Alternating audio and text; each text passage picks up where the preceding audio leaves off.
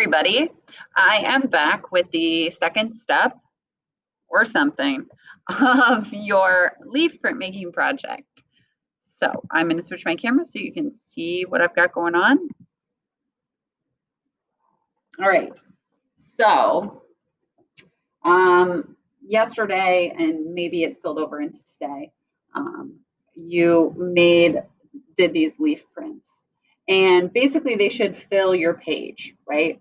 And you can see some of them turned out like really, really clear. Like this one turned out pretty clear, and some of them are a little lighter. And that's okay. They're just different. It's all good. But this isn't what I would consider a finished artwork. So I'm going to give you a couple options and a couple thoughts of ways you could finish your work. Let me grab a little board here. Here we go. All right. So I brought out my Sharpie. I brought out some crayons. If you wanted to, you could grab some markers too. And I'm just going to give you a couple ideas of things you could do. So one thing that you could do would be maybe like trace around and sort of clarify some of these shapes so they look extra leafy. So maybe I would do that with my Sharpie. I'm going to give you ideas. You don't have to use my ideas.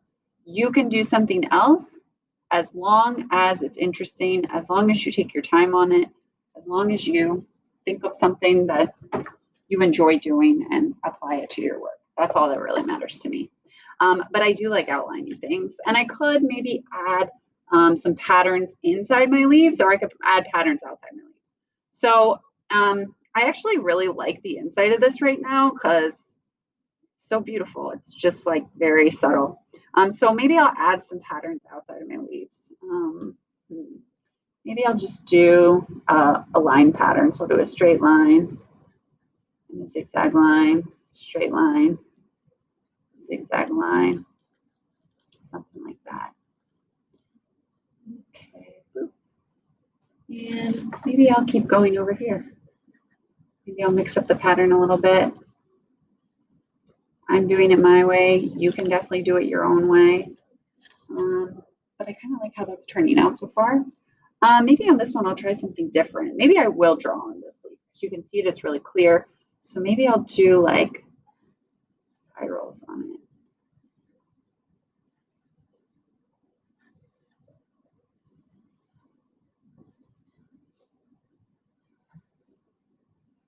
Kind of going with like a symmetrical spiral theme. So it's got like similar spirals on both sides of that leaf that I kind of like. And maybe I will do another line on the outside of this one to kind of keep it consistent. It's up to me.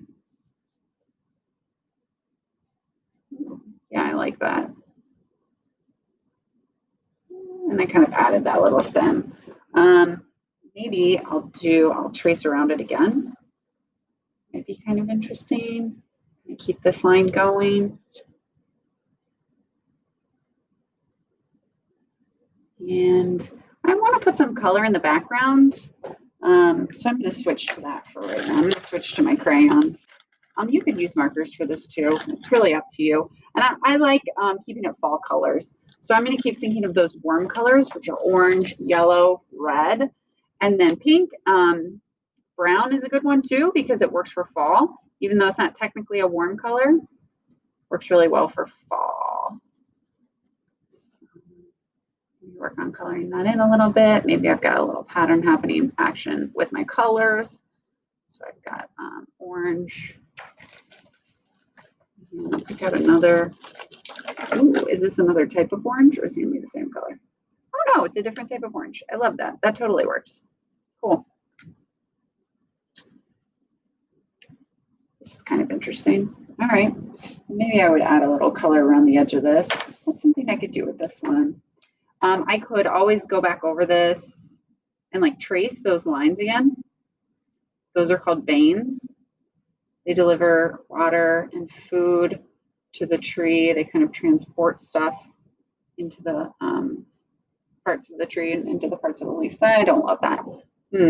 Maybe I will I'll kind of make up my own edge for this. Actually, I like that. Yeah.